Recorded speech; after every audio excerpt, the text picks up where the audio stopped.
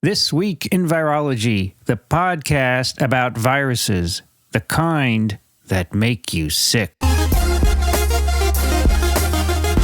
From Microbe TV, this is TWiV, This Week in Virology, episode 855, recorded on January 18th, 2022. I'm Vincent Racaniello, and you're listening to the podcast all about viruses. Joining me today from Ann Arbor, Michigan, Kathy Spindler. Hi, everybody. Here it's 33 degrees Fahrenheit, feels like 23.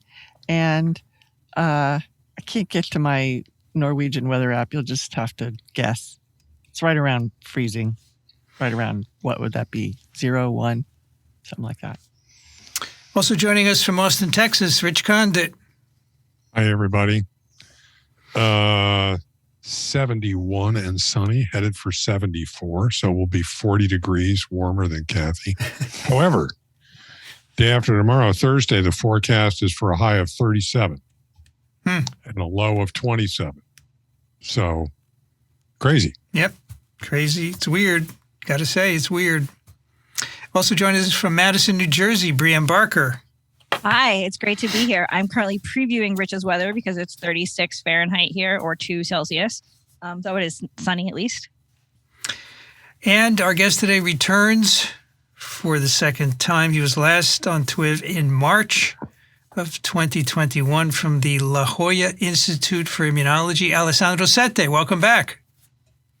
Oh, nice to see you all. And it's 60 and a little cloudy. So I'm kind of in the middle with you guys, but the forecast, it's for being warmer in a couple of days. And of course, the forecast, we don't know what to make yet is how long this wave will last. That's Omicron has kept us really on edge. You think it will last longer than the winter? I don't know. I'm horrible. I mean, in general, it's not been very easy to make prediction about this virus. So I will. I will take the fifth on that. But certainly there have been reports of the fact that the wave has been fast and incoming, and also fast in going, in at least in South Africa, or some indications back east. But I that's not my expertise, and I would not venture to make any projections anyway. Yeah, I just wanted to make you say something that you'll regret later, I guess. So last time we spoke, it was March, and it was really at the beginning of the series of variants. We didn't have Delta and Omicron, of course, and that is when we learned from you that T cells would save us all. And I've heard you say that many times since, even after Omicron emerged. So we thought we would have you back and bring us up to date on what's happened since then. And we're going to try something a little different. We're going to have you show slides. And so those of you who are watching can have the benefit of beautiful slides. And we'll try and make sure it's explained for those of you who still just listen. Yes, thank you. I would make it a little bit more nuanced. I don't think that T cells are going to save us all. It's a little out there, but certainly there is encouraging data, and it's presumable that T cells can play a positive role in the context of variants. And I will explain what our data is and where we stand now. So I'm going to share my screen.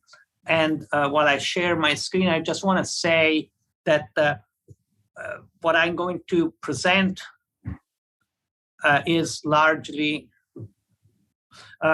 it's a strong collaboration between Shane Crotting and myself, and also Alba Grifoni, a instructor at the La Jolla Institute, has really been instrumental in all the data that has been generated in Spare. So this slide, this cartoon, kind of makes a point of a concept that can be entertained. So essentially, antibodies are very important in preventing infection. They, particularly neutralizing antibodies, bind the virus, and you don't get infected, and that's it. And T cells can play a role, maybe, but it's fairly minor if we have to guess.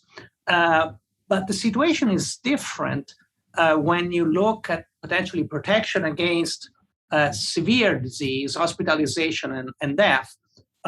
In that case, even if the infection has occurred so that there were not enough neutralizing antibodies from blood infection, having a cellular immunity, particularly T cells, can have a key role in limiting the infection, and also it's important to terminate infection. And so why is that? Because while antibodies bind and neutralize the virus, the T cells have the capacity to recognize an infected cell. So they have this capacity to recognize an infected cell and kill it.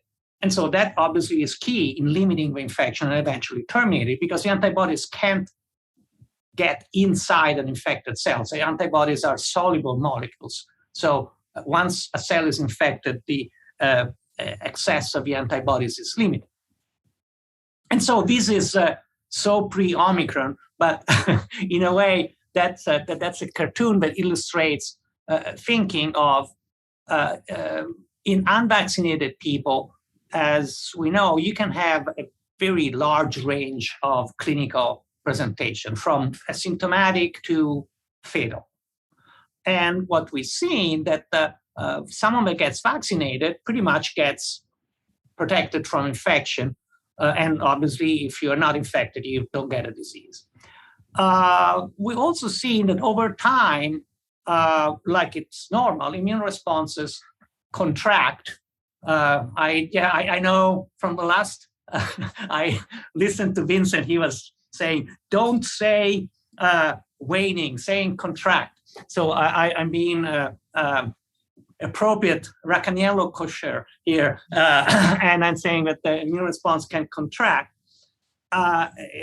So if the level of antibodies drop beyond a certain level, you may not prevent infection, but still what has been seen is that the severe disease is largely prevented, and then you can, if you get boosted, you go back to where you were. So, Alessandro, if you wait another 6 months after a boost, presumably you will be in the middle situation again, right? Potentially. I mean, obviously, you don't know. We don't know.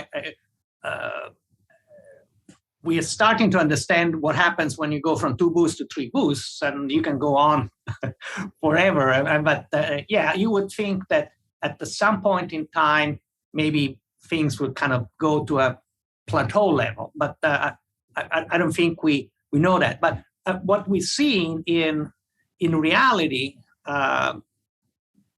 is that in the case of Omicron, in particular, or in the case of some of the variants also, if the variants have lesser capacity of being neutralized, you go here, yeah, because your antibodies are not as effective in neutralizing the virus. But still, what has been seen is that in people that have been vaccinated, boosted, the disease is largely less severe. And we'll get back to discussing that.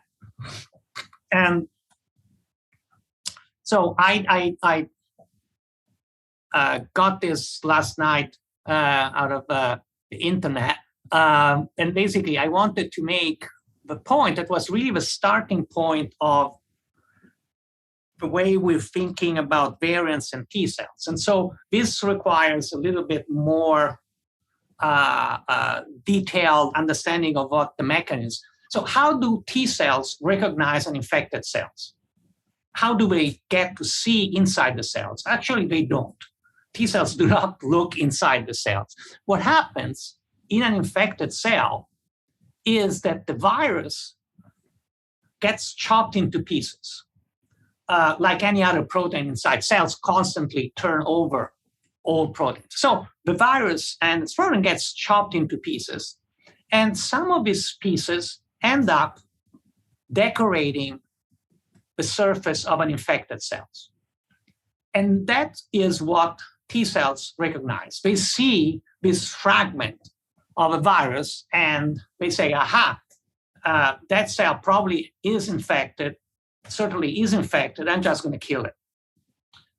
Now, they kill it by just they make a hole in it, or they secrete molecules that are related to making the cell pop, whatever. Now, the first point is that there are many different fragments that are generated from a virus.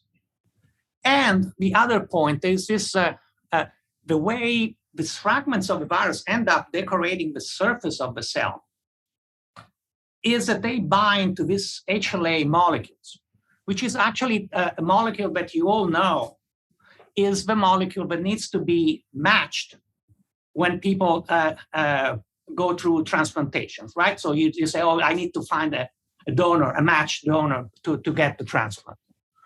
And these molecules, in fact, evolved and are a very prominent molecule in cells in humans. They did not evolve to prevent people from exchanging kidneys, because that's not something that happens very much naturally. In fact, they evolved to make life difficult for viruses. And why is that? Because the fact that these molecules are different by and large from one individual to the next makes sure that the fragments of the virus that I present on my cell surface are different in all likelihood, unless you are HLA matched, from what your T cells present. So here we have a double mechanism, so to speak. One is that the T cells recognize multiple fragments. So for the virus, it's more difficult to mutate because they need to mutate multiple targets for the T cells. And also, even if a virus successfully mutates all the fragments that are recognized by Vincent, that's not going to do the virus any good if it's trying to infect me, because I most likely will recognize different fragments. And so all this, is that true? What's the data to support that? Yes. So we shown in earlier studies that there are hundreds of different fragments recognized by helper CD4 and cytotoxic CD8 T cells, and that each individual recognizes 30 to 40 different fragments. And as I was saying, these are different from an individual to the next. And this going over time, this was from our lab, but it was this other study more recently in May 2021. If you put together all the reports in the scientific literature, there are right now more than 60 different studies that looked at what fragments are recognized in humans by T cells. And there's more than 2,000 different fragments that humans can recognize. So then it starts to become a real tall order for the virus to escape all of that. Can I ask a quick question? Right.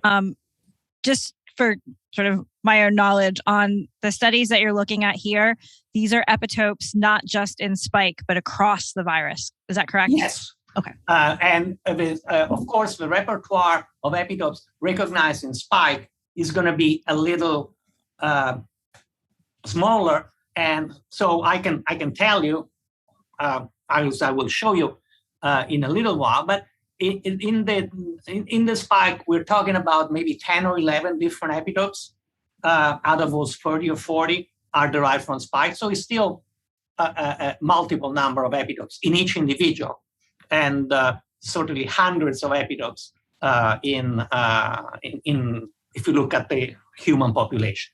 Awesome, thank you. So this is theory. Is that true? So we did another study where we looked at people that were either infected with the virus, and in which case you can look at all the different proteins of the virus, or just vaccinated, in which case you only looked at spike. And these were early, the early variants, so alpha, beta, gamma, iota. And we found that more or less, as you would have predicted from this large breadth of responses, that the T cell response was conserved. When you look at vaccinated individuals, as shown on this slide, you get T cell memory response again against the variants, not only against the virus to which you were vaccinated against, but as shown in this report, against a number of variants. So you heard it from the chief. And we found this, but this was not just us. This was a study from Dan Baruch and Galit Alter in Nature with the J&J vaccine. This was from Roy de Vries in the Netherlands. And so people found consistently early on for this early variants that the T cell response was conserved. So where are we going now? Of course, other variants originated, Delta, Omicron, Mu, and so forth. And so we wanted to keep up as much as possible with these different variants and ask questions. And one thing that we wanted to ask is, are these new variants also, is the T cell response against these new variants maintained? So at this point in time, Delta had already arrived, Omicron not. And so these were fully vaccinated subjects. And so what this slide shows is the fold change. So if you say, if you take T cells from someone, right, and then you offer those T cells either the ancestral virus sequence, peptides, fragments, or the Delta, for example, peptide fragments. And then you do a ratio, like is the variant peptide pool recognized less well than the ancestral. And this is what is done also for antibodies, right? For antibodies, you have the serum and you ask, does the serum from this vaccinated or infected person get neutralized? How well does it get neutralized compared to the original, the ancestral? And here we're doing the same thing, but we're offering the fragments because that's what T cells recognize. And so a fold change of 1 means no change. A fold change of 0.1 means tenfold loss of activity. And so you see here, these are the Moderna, Pfizer, and J&J, pretty much darn close to 1. So yeah, there is some variation, but in general, you see at the population here, we're looking at about 50 different subjects fully vaccinated. The overall fold change is, the lowest that you get is 84% for Lambda and J&J, but it's not statistically different from 1. So that is largely conserved T cell activity. This was for CD4 helper cells. What about CD8 killer cells? Pretty much same picture. For all the 3 different vaccine platforms we looked at.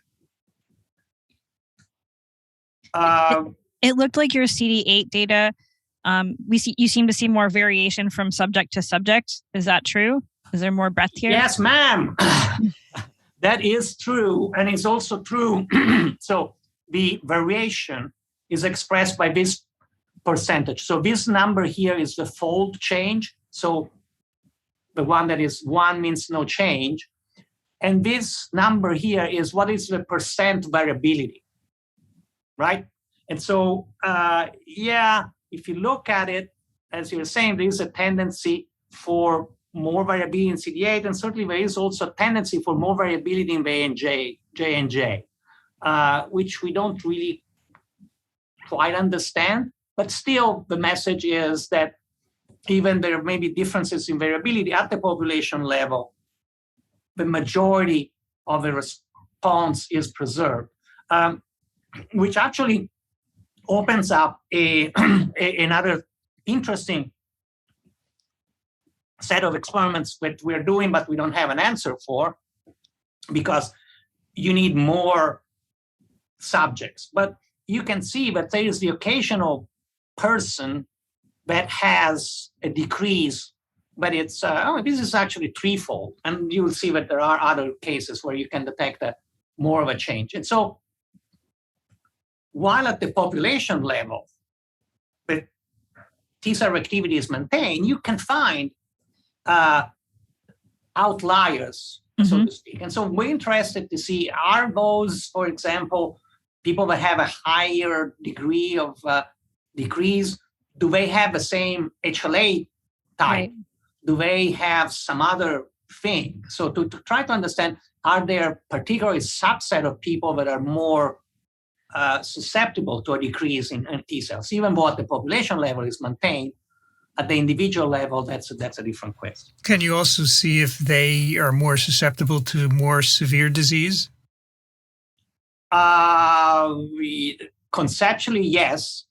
These are vaccinated people, so these don't have disease.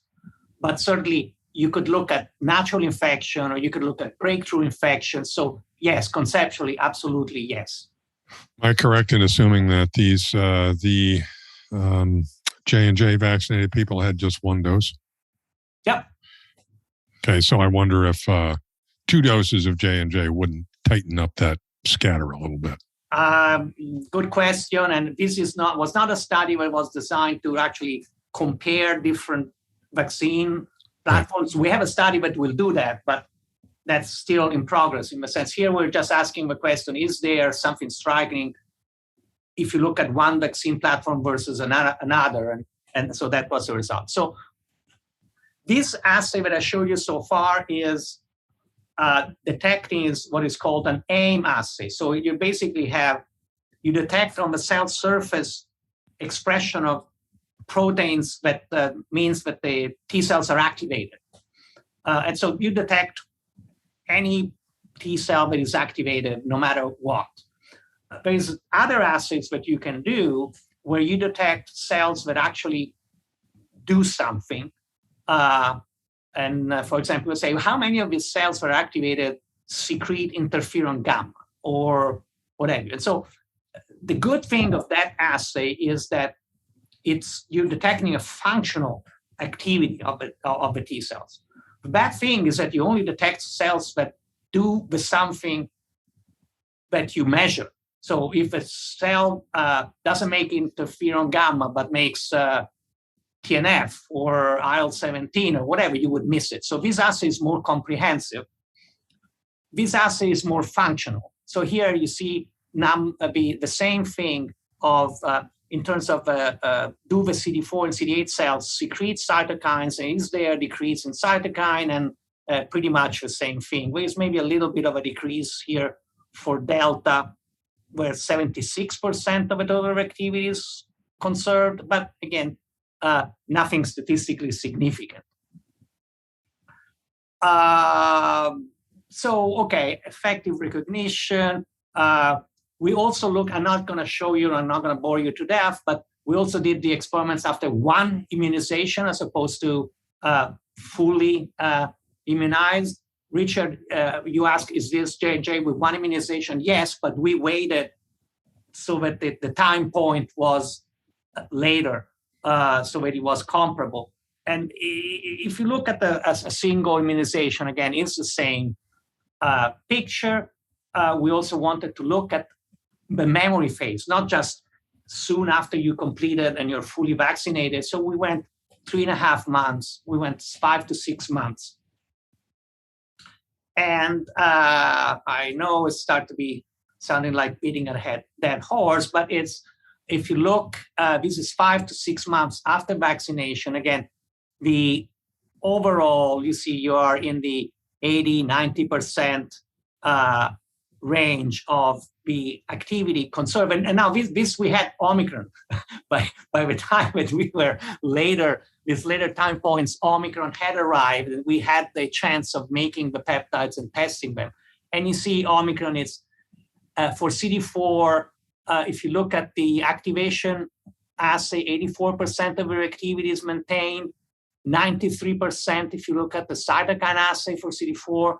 For CD8, 85% of their activity if you look at the AIM assay, and actually 110% if you look at the cytokine with a bit more spread. So again, we saw largely conservation of the memory response at CD4 and CD8.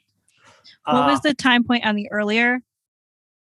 So this is the 5 to 6, but what was the earlier data?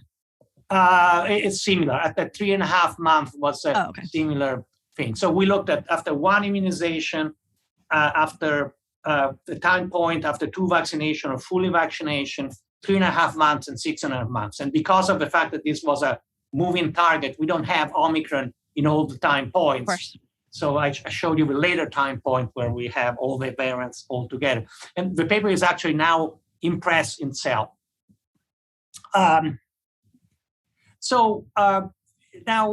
I want to go back to the point of this thing of what is conserved and the fact that T cells see a lot of different epitopes and so forth.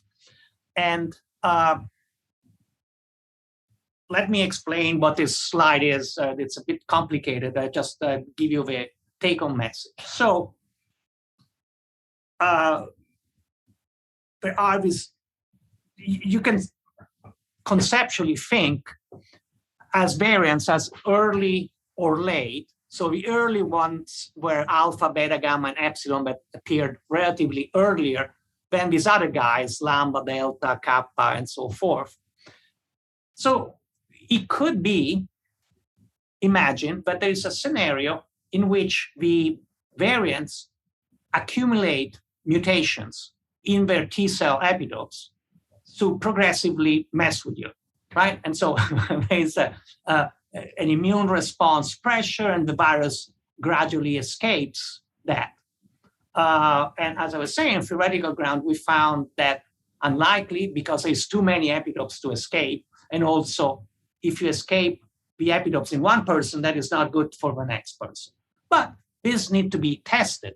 And so you can ask the question, of all the epitopes that have been described in humans, how many are totally conserved? There is no mutation whatsoever in the early variants versus the late variants. So if there is this bad scenario of continued evolution to mess with your T cells, you would imagine you should see that the number of conserved epitopes in the late variants drops because you accumulate more mutation. And that is not the case. So here you see the full proteome that is relevant for natural infection. If you compare early and late, actually 97% of the epitopes are 100% conserved in the late variants.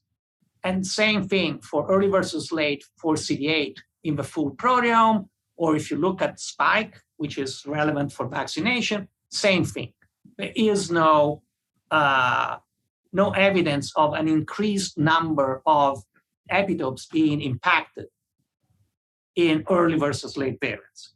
Now, what about Omicron? Okay, so Omicron, it's a different beast because, as you know, Omicron has a lot more mutations than any other variant. So just randomly, you would expect that more epitopes are mutated in Omicron than the other variants. And it is. So you see here, you go from 95 to 88, from 98 to 95, from 91 to 72, from 94 to 86. So, but the two questions, one was, is this drop such that now you go from 90% conservation to 30%? Or yes, there is a drop, but still the majority of it, T cell epitope are totally conserved. And so, yes, there is a drop, but still the majority of the T cell epitope are 100% totally conserved in Omicron. And then the other question is, actually, I'm going to skip over this one, which is also relatively good news. I'm going to go to this one. The other question is, the fact that you have more mutated epitopes in Omicron doesn't mean anything in terms of viral evolution. So if this is something, again, that you have more mutations because it's a sign of Omicron trying to escape T-cell recognition, you should see that the mutations track with the epitopes. So that the epitopes are more frequently mutated than non-epitopes. And so when we did that analysis, it's not true. In fact, if you look at all the possible fragments of 9 amino acid in length that are contained in spike, 82% of them are mutated. 82% of them, are 100% conserved. While if you look at the epitopes, 86% of the known CD8 epitopes are 100% conserved in Omicron. So if anything, there is a slight tendency to the mutation tracking away from the T-cell epitopes. So, but these numbers are essentially identical. And also, this is another way to answer the same question, is if you sort out the fragments that are more the good ones, the ones that are very prominently recognized in humans, are they more frequently mutated? They're not. Again, doesn't really jive with the notion that there is any tendency in Omicron of the T cell, the targets of the T cells of escaping. So does this mean that the changes are simply random and they're not selected for? As far as T cells go, yes. I mean, they may be obviously not random in the sense that they may be clustering in things that are bad for the antibody bindings, or that they are clustering in things that make Omicron more effective in infecting cells and so forth. But we don't find any evidence that the mutations track with T-cell recognition. So basically they're random with respect to T-cell epitopes. Right, at the population level. That's because if a variant arises in one person, it doesn't have any impact on another person because they have a different presentation protein, right? Yep. That too. Or they could be totally random, either of the two. But yeah, so there is no evidence that the Omicron is linked to an increased targeted escape of T-cell recognition. So there is another way to look at it. And this is another complicated slide, and let me explain what it is. So these are people from which we have a lot of cells because they were generous and they gave us apheresis. So we have a lot of cells, and we can map every single epitope that these people recognize. And so this is a real life scenario. These are 3 different donors. And remember, Brianne, you were asking, but how many do we recognize in spike? Okay, this is spike only. Okay. So donor 6264 actually recognize, and these ABC are names of different HLA molecules expressed in that particular donor, right? This particular guy or lady, I don't know their gender, recognizes 3 different A2 epitopes, 2 different 68, 3 epitopes presented by B51, 3 by B52, 2 by C3, and 6 by C16. So a very large repertoire. And it varies from, and so what is it, 3, 6, well, whatever, more than 10, 15, something like that.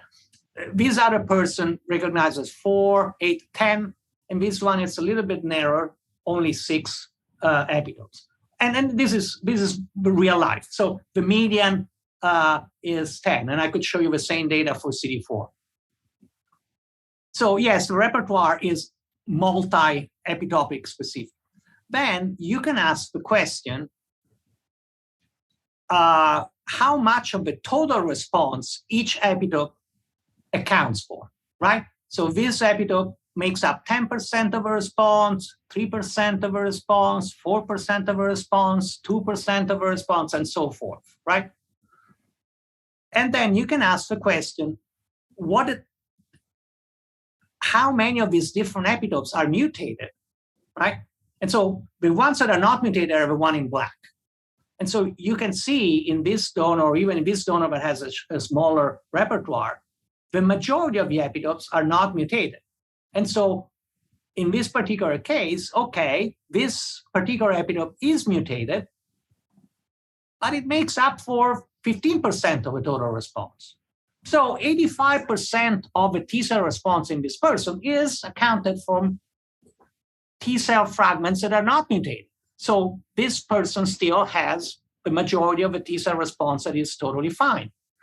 The other point is that this arrow points to the mutated epitope and tells you which variant is mutated. So this epitope is mutated because the arrow is gray in alpha.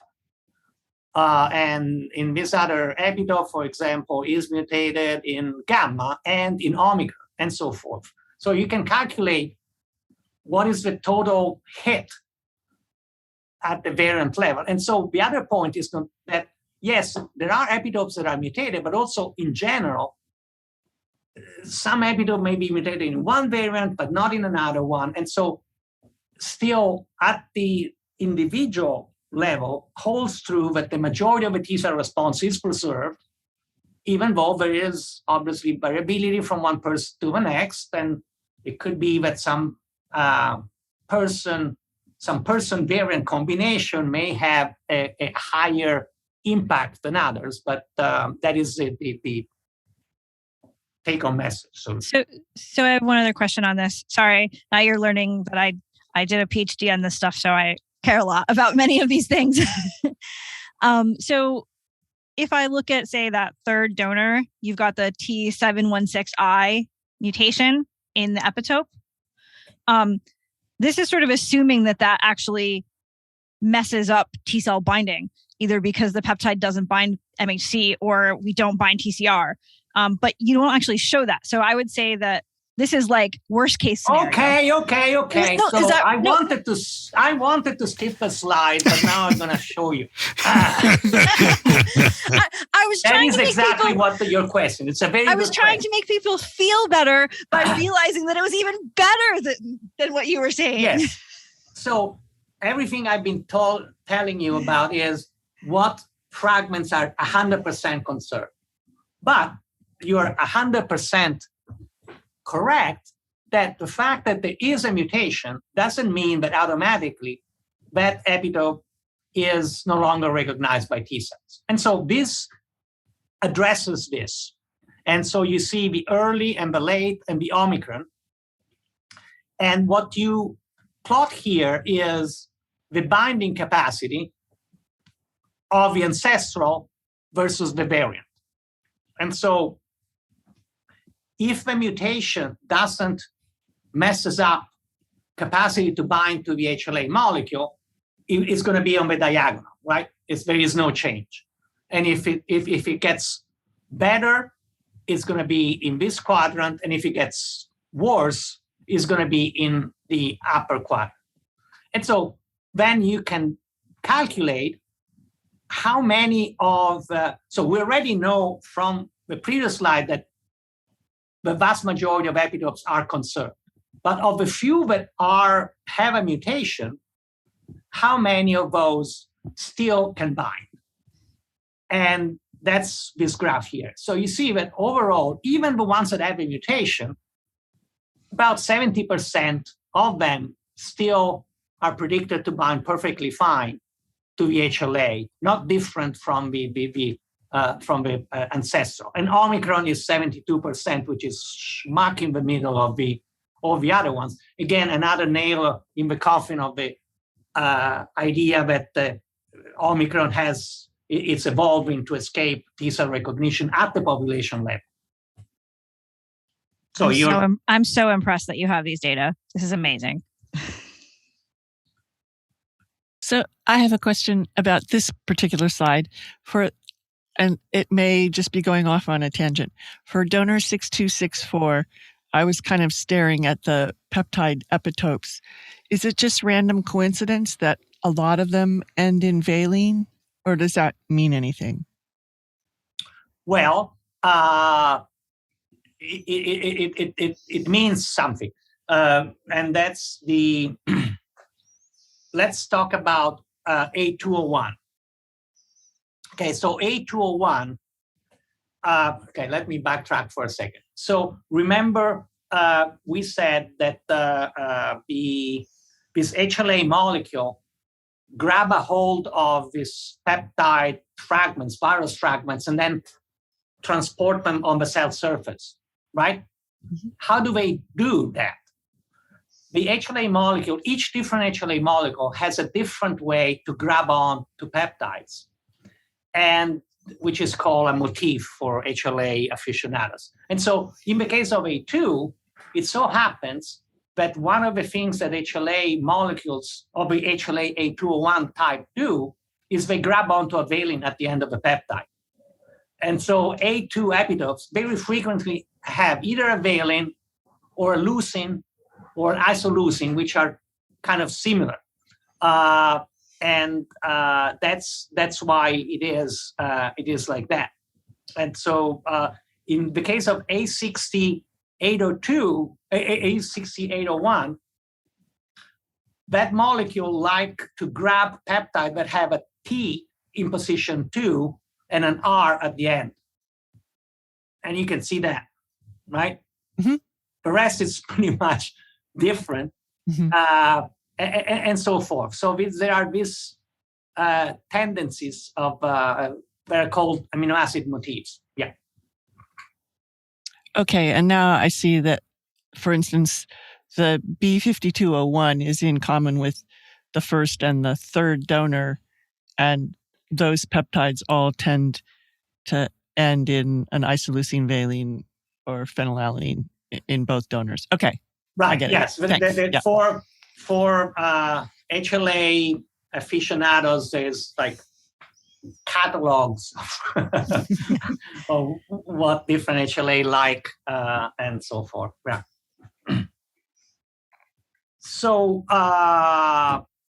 right. So the other final point is, okay, so this is data that we generated, and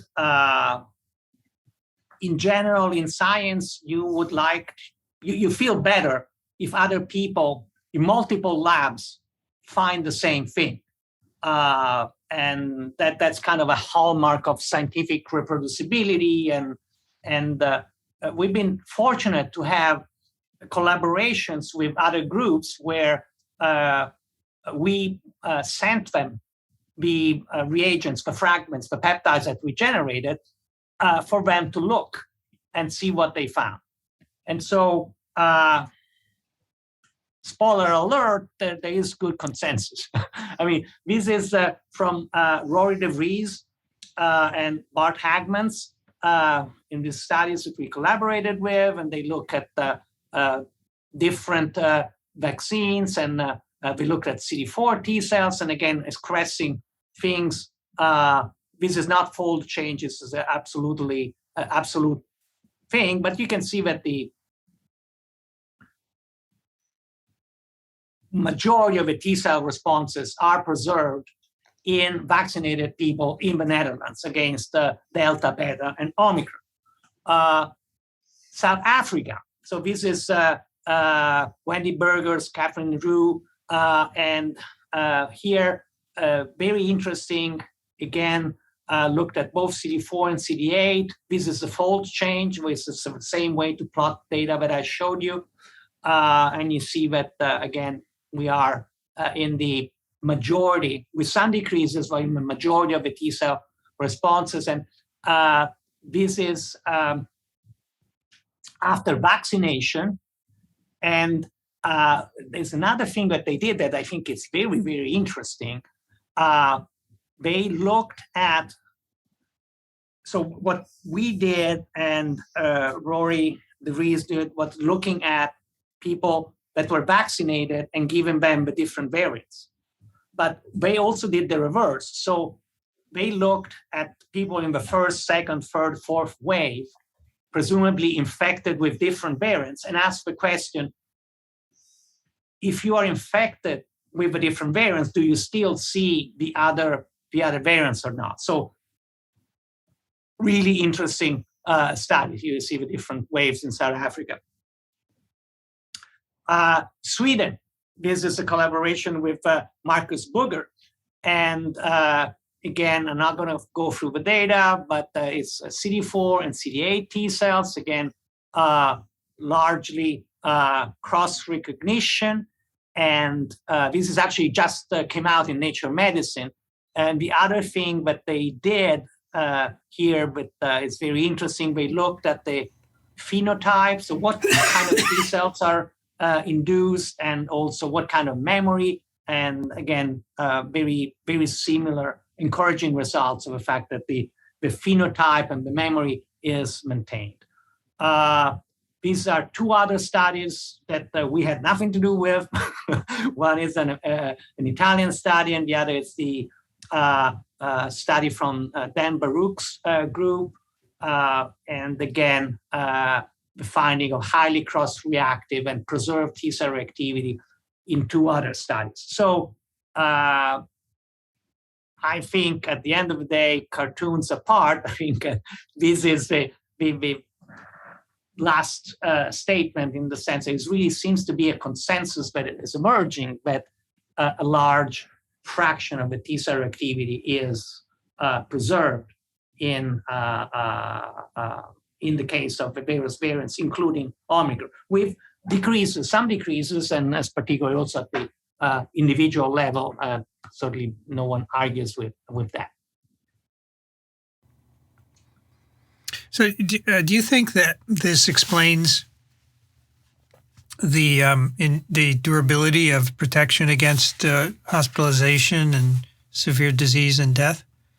It certainly is compatible with that, and that's exactly what I was why I put this again, in the sense that certainly in the variants and in Omicron, we are facing a situation where there is a decrease in the neutralizing capacity of the antibodies, and we're seeing an increase in infections or decreased capacity to protect against infection, but still largely by a combination of different factors,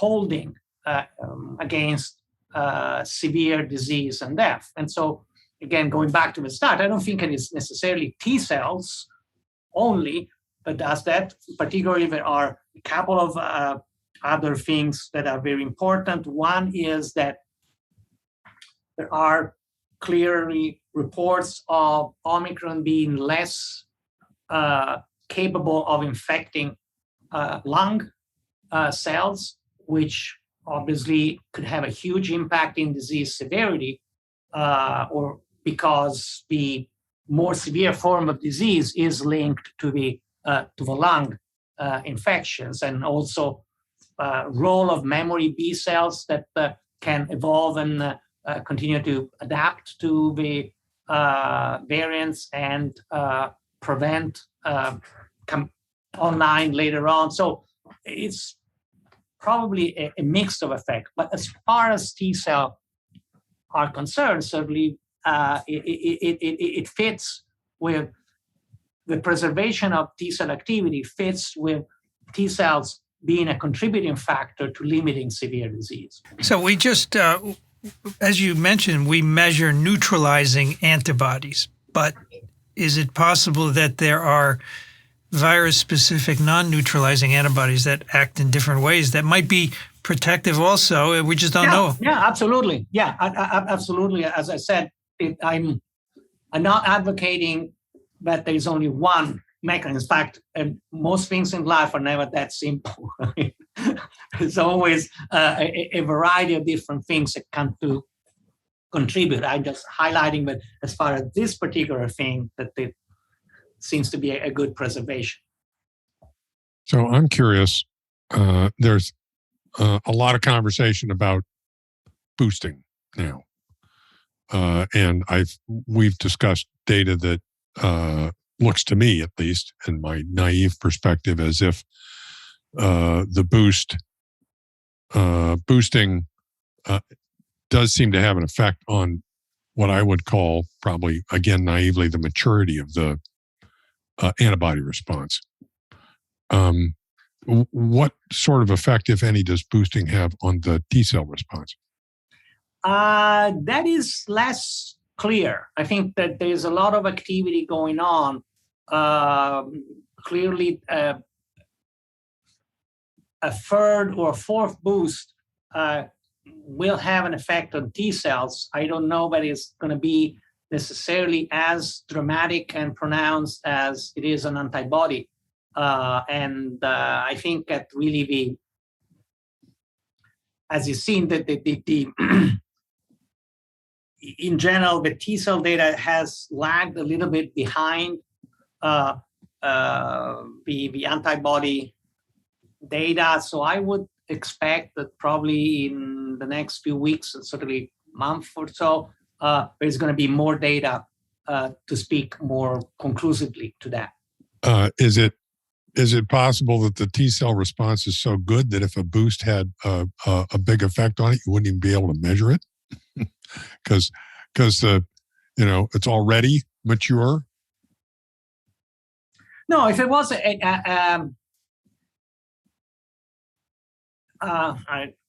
so if you want a job, come work with us. So in reality, I think in terms of being able to measure responses, what am I doing? Okay. In terms of being able to measure responses, we still have ways to go. Okay. I mean, we're not maxed out. I think in a way you are sort of alluding to a different thing, is that would there be changes that you would not be able to detect? Obviously, you only know what you can measure, and also the interplay of measuring immune responses in the blood, as opposed to, particularly in the case of infection, you may have cells that are more resident in the tissues and things like that. So every measurement has its limitations, but by and large, we should be able to detect the effect of the boost, especially because in the vaccine setting, right, they don't know what they have to go to a lung if I haven't seen the virus yet. Am I correct in assuming that the reason that the T cell data lag the antibody data is that the experiments are more difficult to do and there are fewer labs that do it? They're certainly more complicated. I don't want to say that they're more difficult. I don't want to short sell the colleagues that do antibody experiments, which are plenty complicated and difficult as well. But certainly T cells also, you need to synthesize reagents. Well, also for an antibody, you need to synthesize the protein and stuff like that. So yeah, but in general, they are a little bit more convoluted. So you kind of alluded to this in answering Rich's question, where you mentioned the difference between looking in the blood versus looking in tissues. But is there anything that we do know right now about differences in longevity or quality of responses to infection versus vaccination? Oh yeah, that's that's a whole other hour to discuss. But certainly, we and others have looked specifically at longevity of responses after vaccination versus natural infection.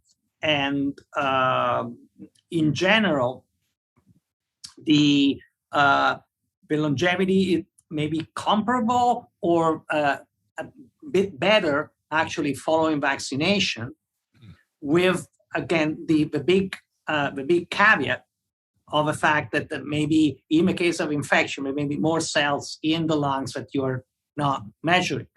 The other point is that what has been seen is that the response induced by vaccination tends to be higher than what you see in natural infection, and very importantly, is more consistent.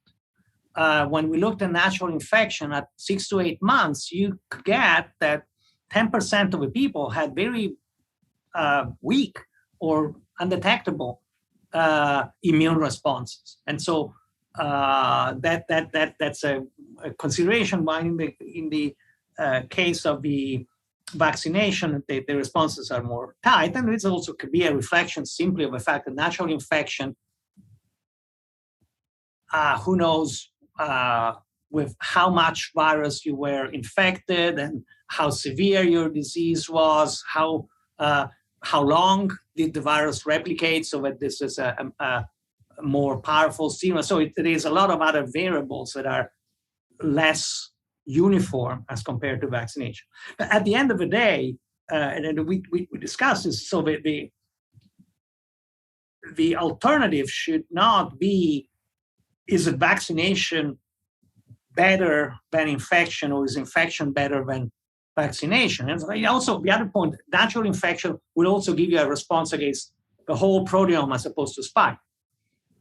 But the point is that if someone has been infected, should get vaccinated, and there's plenty of data to show that people that have been infected and then they get vaccinated, they have this hybrid super immunity, which is, it's great. And so so that's the option is, should I get vaccinated if I was infected? Yes.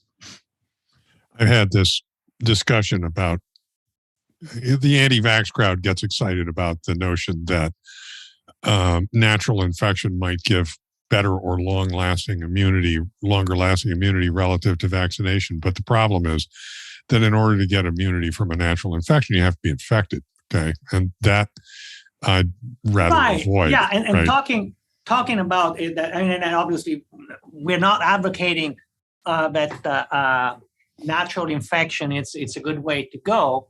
But it's, in that context, it's worth pointing out, if people are concerned about side effects of vaccination, I mean, SARS-CoV-2 infection has a side effect of death in a very significant fraction of the people, and long COVID. And I mean, it's like, no.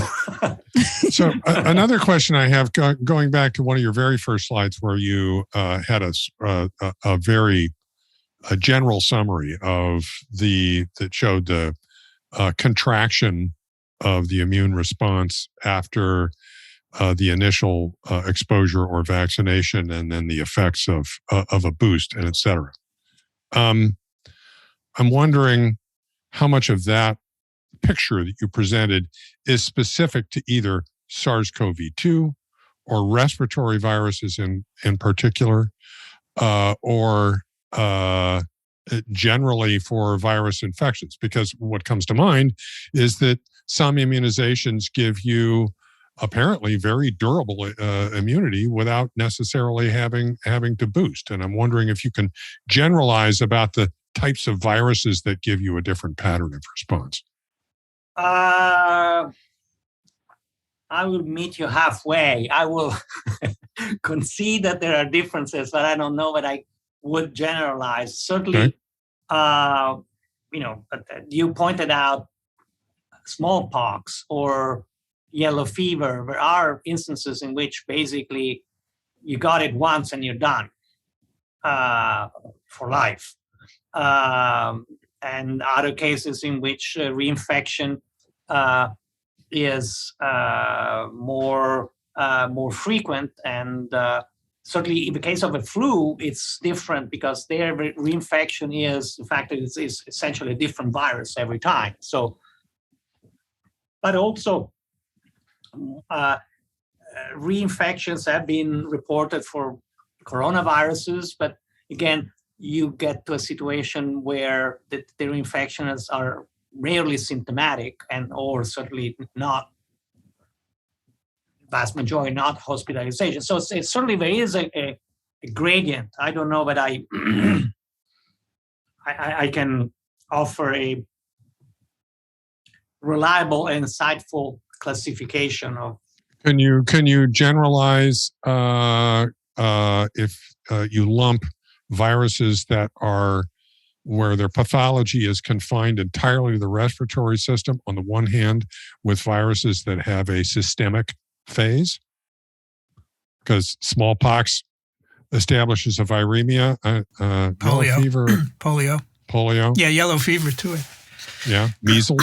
Well, that's what John Udell thinks, who's going to be with us on Friday.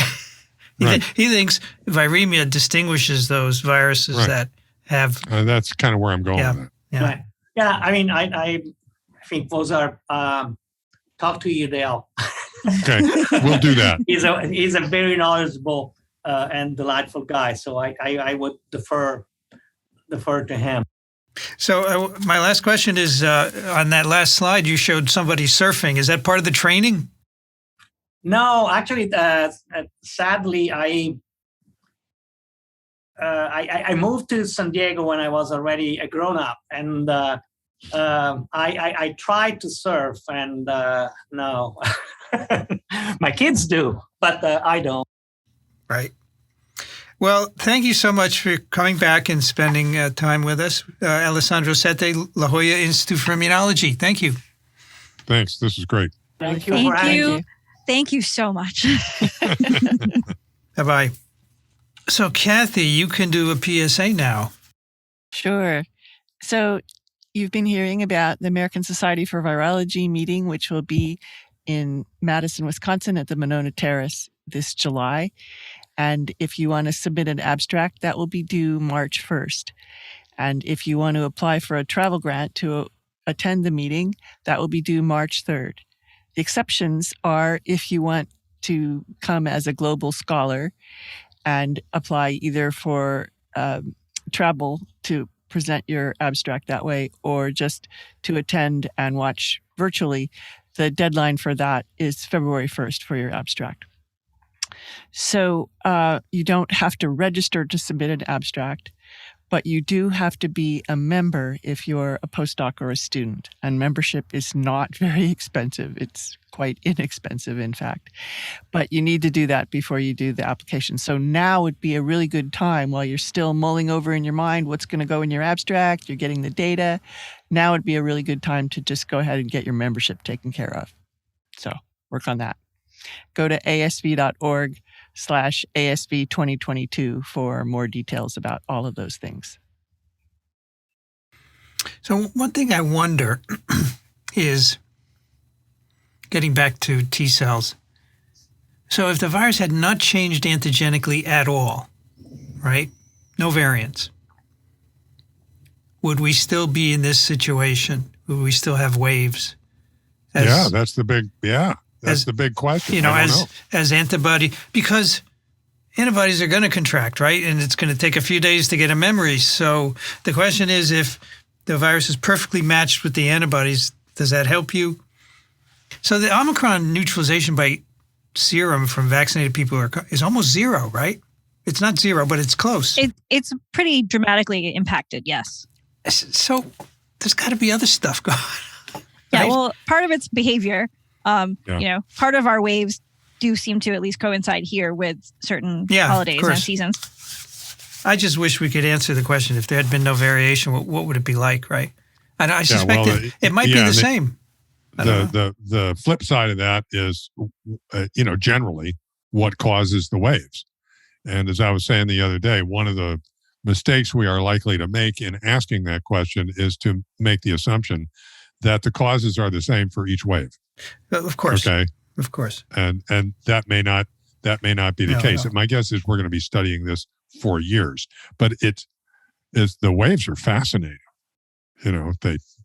They're very distinct and they clearly come and go. Wow.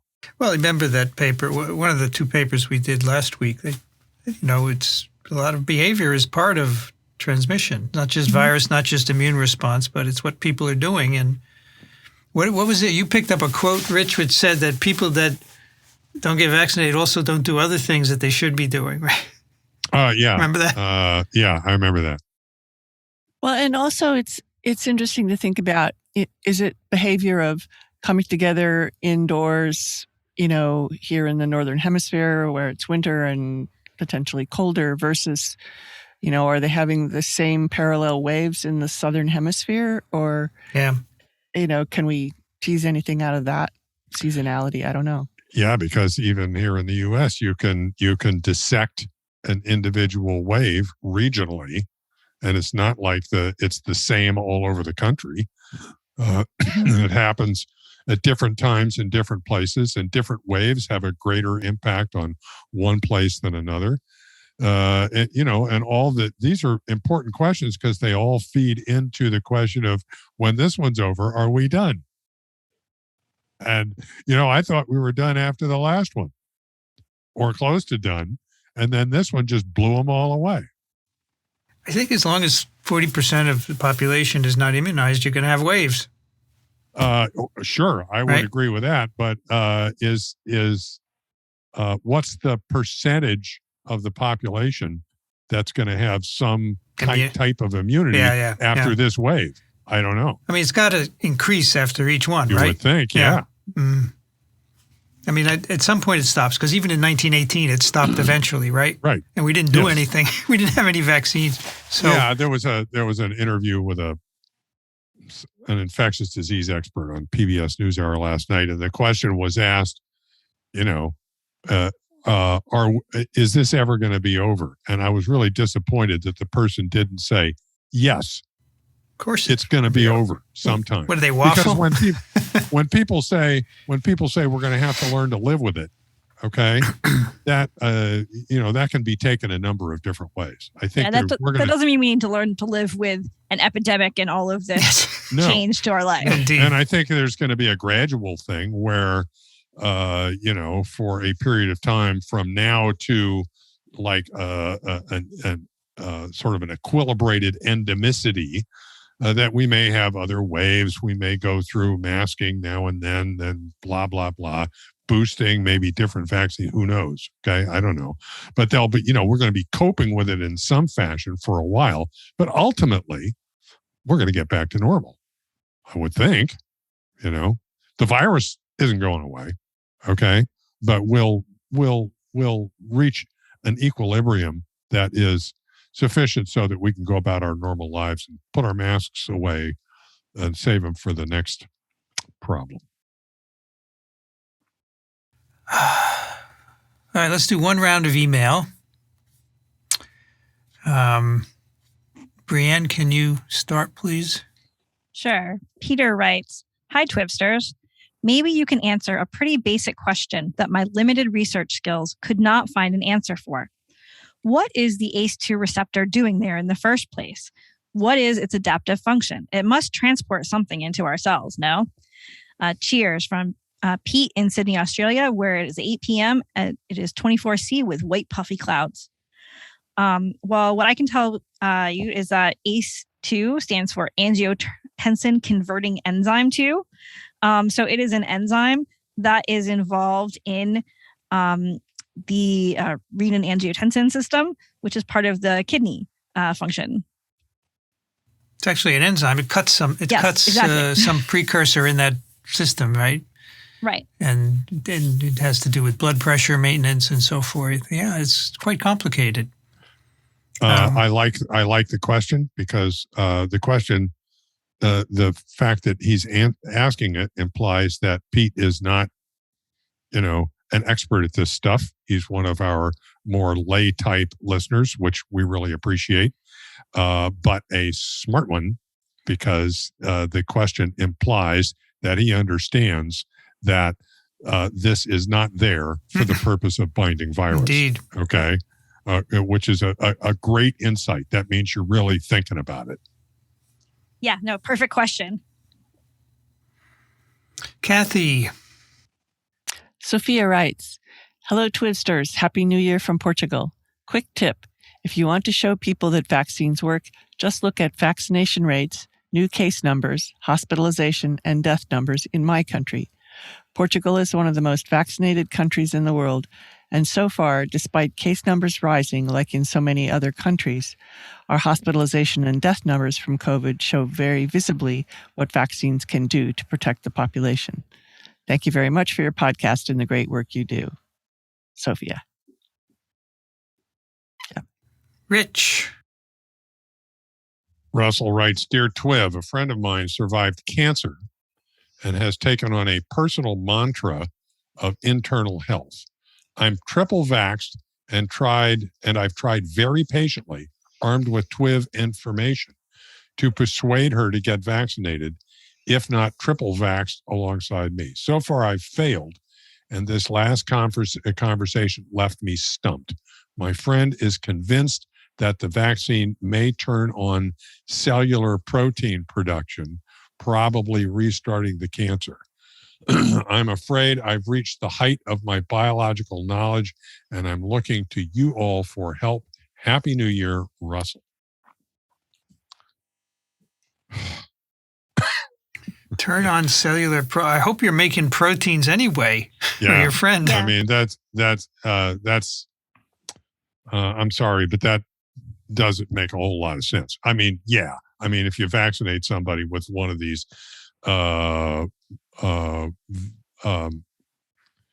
vaccines that encodes spike, you're going to turn on protein production in some cells and make that protein. Maybe that's where this idea comes from. But the idea that you're going to generally stimulate protein synthesis in a fashion that's going to restart your cancer, is I don't know where that comes from, but it doesn't make any sense. Yeah. So if you want a very non-science way to explain this to your friend, Russell, you can say that, yes, if you gave the Apple factory instructions on how to make iPhone 20, you would start iPhone production. But just because you didn't give them those instructions, they're still making iPhones. Just like your cells making proteins all the time. Yes, you're giving it mRNA and it's making a new kind of protein, but it's still making lots of other proteins, and your cells were making proteins before, and they will continue doing so after, no matter what.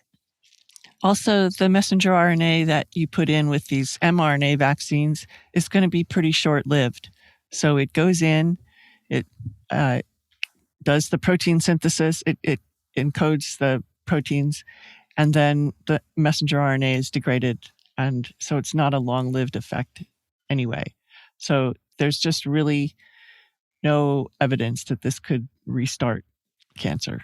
At this point in time, these vaccines have been given to so many people over a long enough period of time with very rigorous follow-up looking for adverse effects, so that if there was anything like this going on, we'd know about it.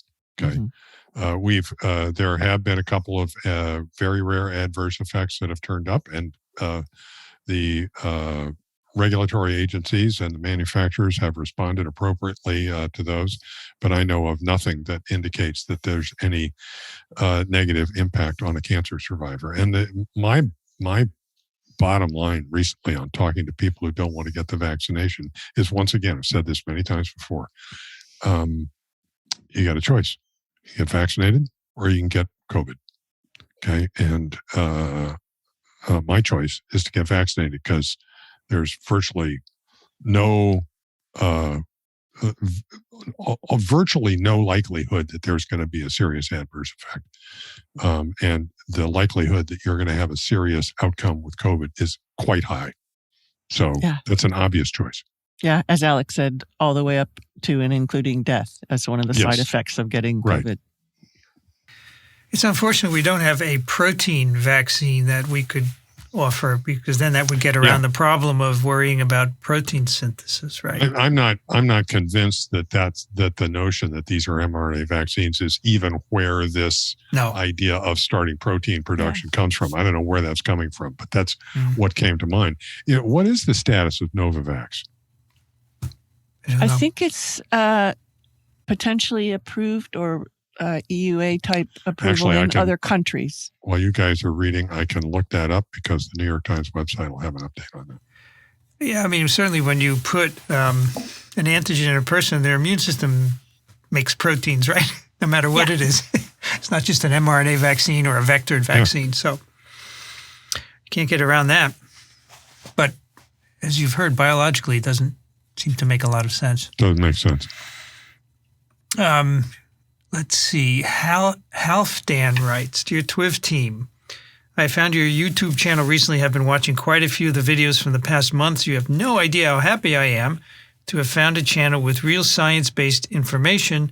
It's so difficult to find when it comes to SARS-CoV-2 without having to dig into the papers myself. I live in Denmark, so it's sadly impossible for me to catch you guys live. So this email is just a big thank you to all of you. I do have one question I haven't heard asked on stream. I haven't watched that many that I hope you might be able to answer. I've had Crohn's disease for 20 years. Have been on adalimumab Humira for quite a few years. Adalimumab. Adalimumab, huh? Yes. And it's the only drug I'm on. I got my booster shot in November, 7 months after the second shot. Do you think TNF-alpha inhibitors will weaken my response to the 3 vaccines? So far, I've been lucky enough to dodge infection. Thanks in advance, and Happy New Year to you all. What do you think, Brianne? I think there might be a slight effect, but the good part about these drugs that block TNF is that they're still leaving all of the other cytokines intact. And so most of your immune response is going to be okay. I would bet that there are studies out there on this. I have not seen them, but I think that you are probably going to be okay. Well, I found a page that said Humira does not affect influenza vaccine responses. So that's good. I don't know about, let's see, has not been studied. You know, Daniel was talking last week about a patient who tested positive, and his physician immediately gave him steroids.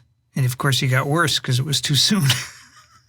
And he said, no, you don't want to give it early in infection because it blunts the immune response. Steroids have a very wide blunt, as opposed to what Brianne is saying. You know, you take out a single cytokine, it's going to have less of effect than steroids that do massive blunting.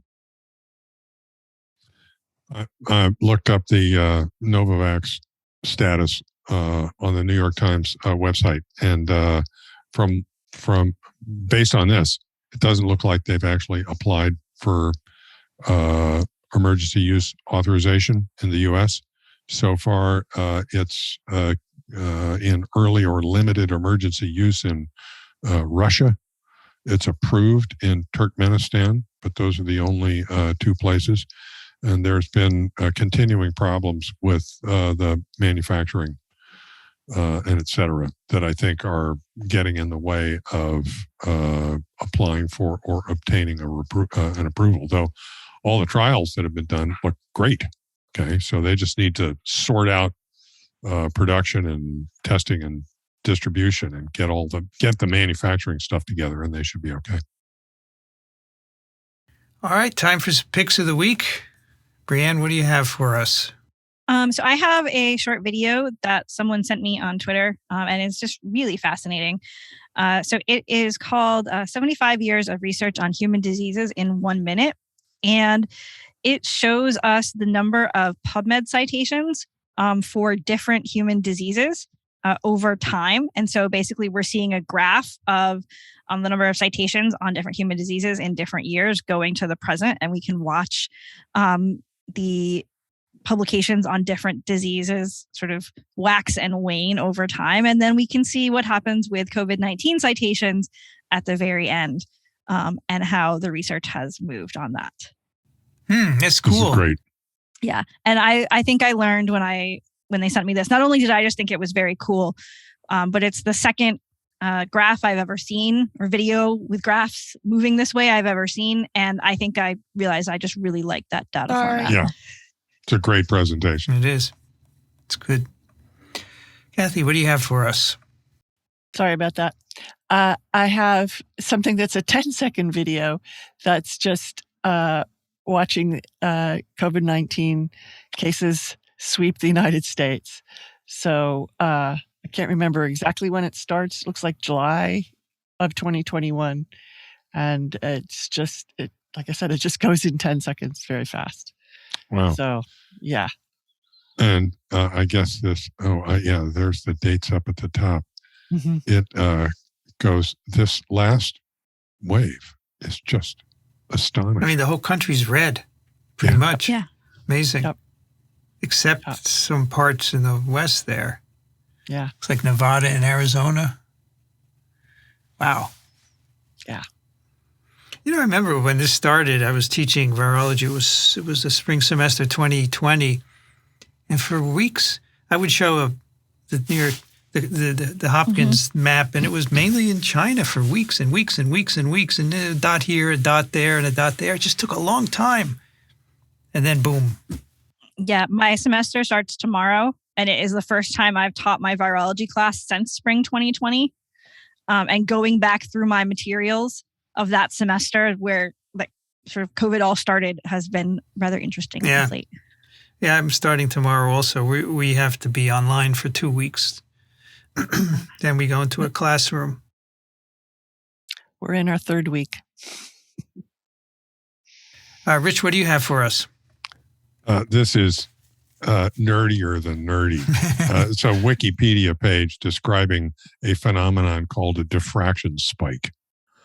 The reason I picked this is because since I had my cataract surgery, I have a minor diffraction spike in my left eye. The bright lights do this, and from what I can gather from the literature, there are various reasons for that that are more or less related to this phenomenon. But this is what got me down this rabbit hole. And actually, I seem to recall a conversation with my wife that picked this out as well. At any rate, when you look at a picture of a star and you see these rays like going straight up and down or straight horizontal, those are an artifact of, in particular, in a telescope that has two mirrors, one of which is supported by arms.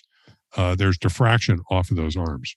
And that's what gives you that funny-looking image. And depending on exactly what sort of a telescope it is, you'll see a diffraction spike that has a different number of arms or a different arrangement. And then this goes on even deeper into different ways that you can get diffraction spikes of different sorts. So, Cool. you know, this isn't the whole story because you know, you see these old pictures. What comes to mind is old Christmas pictures of the Star of Bethlehem, right? And it's got diffraction spikes on it. Okay. So that's somebody squinting through their eyelashes or something like that. So do you see this So all like the that's a time? telescope. Bright lights. Okay. And it's a horizontal, a little offset from exactly horizontal. Okay. Next time you see it, take a picture for us. Oh, sure. Next time I see my ophthalmologist, I'm going to complain a little bit, but it's not a problem. It's just an observation. So it made me think of lens flares, which is a similar. Yeah. There's also a Wikipedia page when light is scattered or flared in a lens system, because a lot of movie makers like to use lens flares. Yeah. J.J. Abrams is famous for overusing it in his movies. That's funny. But you could instead use a diffraction spike. Be different. So I have two funny picks.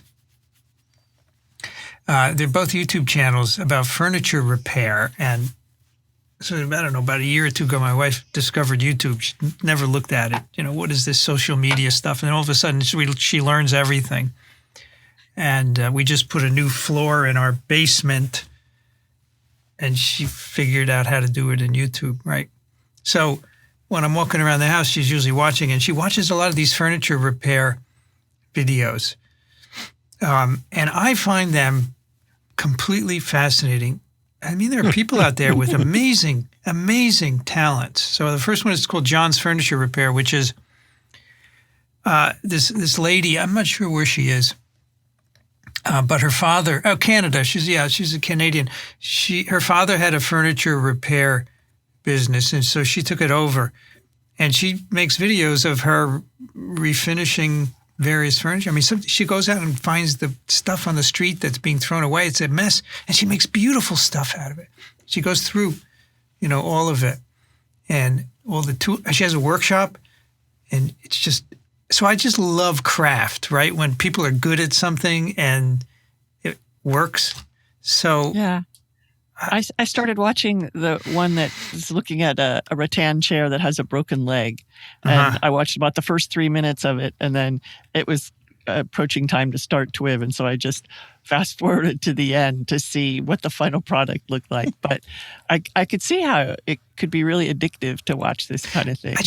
Mesmerizing that there are different techniques. And there are a lot of these channels, and everyone has a different approach, and, how to fix the wood if you have to replace a piece of it, and this things like then sanding it. I mean, she was saying the other night, one of the worst things people do is let the sandpaper run out, and then it scratches the wood, and you shouldn't do that. You should throw out the sandpaper long before you think it's time, and then you should also increase the grit as you sand to get rid of the initial scratch. I mean, all this good stuff, and then she has all these finishes that are amazing, which. And she had one, for instance, where she's pulling out the nails from this chair, and she starts to pull them out, and then she says, "Oh, I'm going to put a putty knife here to pry against, so that she's not damaging it." So it's just like a little trick like that. Maybe you guys learned it in industrial arts in junior high, but some of us didn't have that, and so just those little tricks are just really great. It's amazing the things people know how to do. Well, I had a pic of a machinist a couple of weeks ago. It's the same idea. He's machining metal. So the other one is Transcend Furniture Gallery. It's another lady in Canada. She takes neglected and unwanted pieces of furniture and fixes them, but she doesn't throw anything away. She reuses all the hardware instead of buying a new one and throwing the old one out. She doesn't want to throw it out. So she goes through great lengths. I mean, she had some hardware that was tarnished. She took the finish off, and it was tarnished, and so she boiled it, and it got just all these tricks. And then she has this one piece of furniture that she bought from a guy, and he said, "Oh yeah, I just refinished it." And he had sent her a picture of it. It's purple, and underneath it were a couple of cans of purple spray paint. And so she had to take all the paint off. And how you get paint off is really interesting, right? You could sand, but that can take a long time. And there are chemical treatments that you can use, and you then scrape off the paint. Then you have to get in the little grooves. So she's very good also. And she tends to take a piece of furniture, bring it down to its wood, and then we'll finish, say if it's a dresser, she'll finish the drawers and then paint the surrounding black, for example, or almost black. It's an interesting contrast that she makes. So I really like this one too. So tons and tons of these videos, which are just mesmerizing, right? And if you want, I don't want to finish any furniture. I mean, I have my own craft here, right? This is our craft, I think. But I just find it interesting. And also just to see people who are good at things doing it, right? There's a Martha Stewart's brother is a furniture maker, one of her brothers. She had a show with him on at one point. I'm looking over trying to find it, but I can't. It's okay. I mean, this idea of going in your shop, which all these people do, right, full of tools and stuff, it's basically what this incubator is, right? It's a studio, but it's got stuff, and I'm learning how to use it. But I guess that's why I, in part, respond to that, to the furniture. Kind of like being in a lab, too. Mm-hmm. Yeah. I mean, you did your own special stuff. Yeah, I never thought it was mine, though, It was Columbia's, somebody else's. Even though I did stuff. It's not that, it's different for some reason. I don't know why. Maybe early on I felt that way. I don't remember. Too long ago. Here it is. It's Eric J. Scott. I thought so. This guy was my dentist in Buffalo. And he does woodworking on the side. He's Martha Stewart's brother. Martha Stewart's brother. Wow. Yeah. Okay. I mean, it's the other thing. It takes ages for them to do this. Hours and hours and hours. And they sell it usually at the end, and it's really a piece of craftsmanship. We have 2 listener picks. Allison, instead of any given anecdote or hyped up news story, I think it would be helpful for people to go straight to the source of truth for what medications are in shortage, no longer in shortage, being discontinued, etc. The FDA maintains this list, which can be found here. FDA Drug Shortages is a website. Current and resolved drug shortages. Amino acids are currently in shortage. I don't know why that would be, but they're all, look at that. So you could search up your favorite drug. Thank you. Stay safe, Allison. And then Ingrid writes, Dear TWiVers, another listener's pick, sorry to bombard you.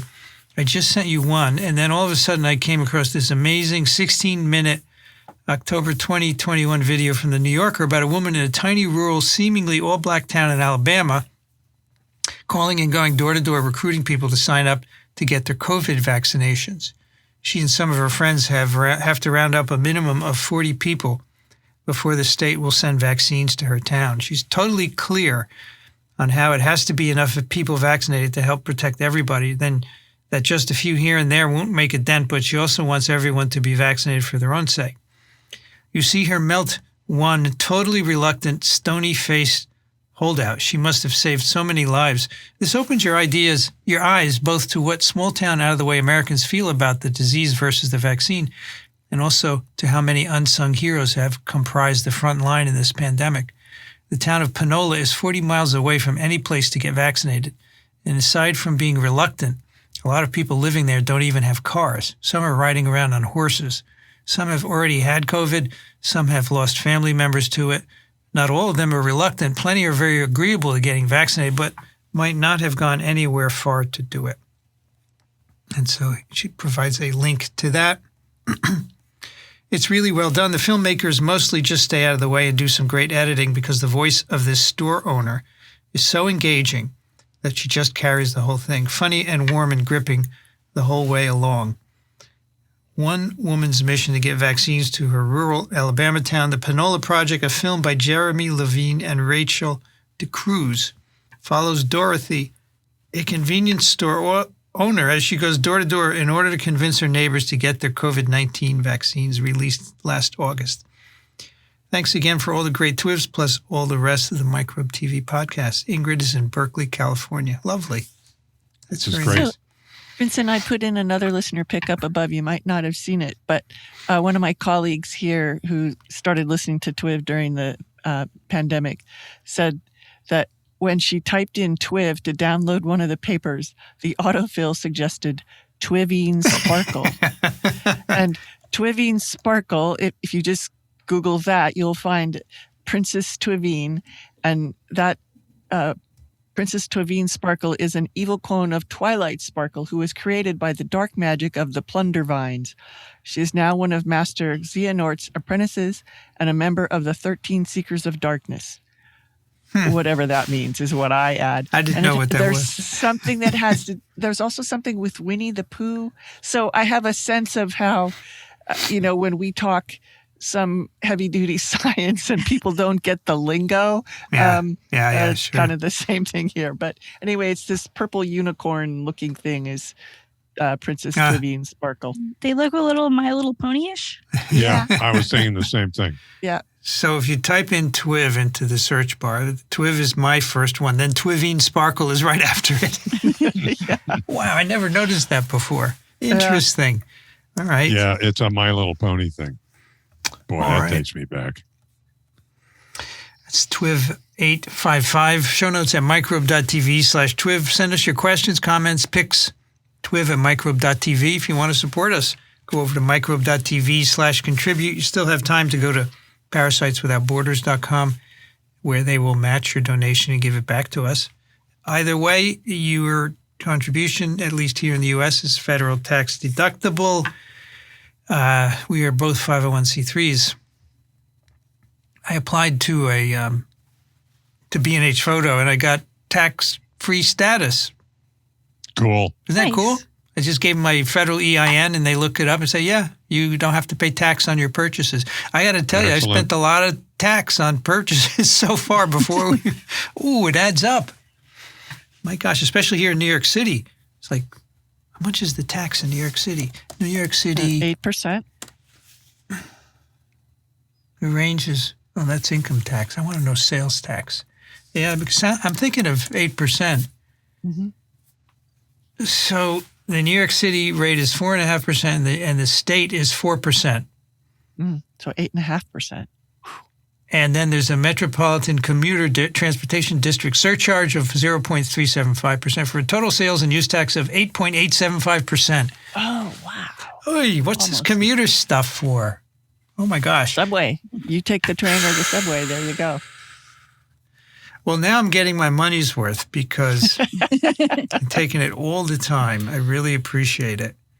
I'm not driving anymore. I gave up my parking spot at the university, and I can't tell you. I know I've told you before. I'm so happy not to drive anymore. I dodged a bullet for 38 years. Is it 38 years? No. Yeah, maybe it is. Since 1982, I've been driving. All right. Yes, so microbe.tv/contributor or parasiteswithoutborders.com. Rich Condit is an emeritus professor, University of Florida, Gainesville. He's currently in Austin, Texas. Thank you, Rich. Sure enough, always a good time. Get vaccinated. Kathy Spindler's at the University of Michigan in Ann Arbor. Thanks, Kathy. Thanks. This is a lot of fun. Brianne Barker's at Drew University. BioProf Barker on Twitter. Thanks, Brianne. Thanks. It was great to be here. I could talk about T cells all day. Yeah, when he said we're not going to get too nerdy, I could just hear you say, no, please do. Yeah, I was sort of like, what does that mean about questions I might want to ask? Yes, yeah, it was fine.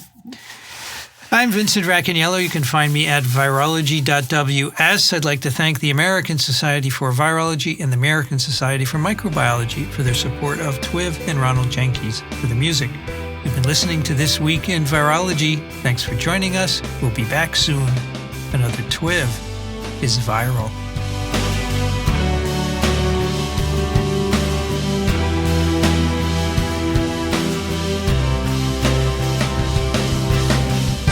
So yes, we will interrupt you. So speak pianissimo, you know. Okay. Piano is good enough, not pianissimo. I think we should go allegro ma non troppo. Allegro ma non troppo. Okay. Sounds good.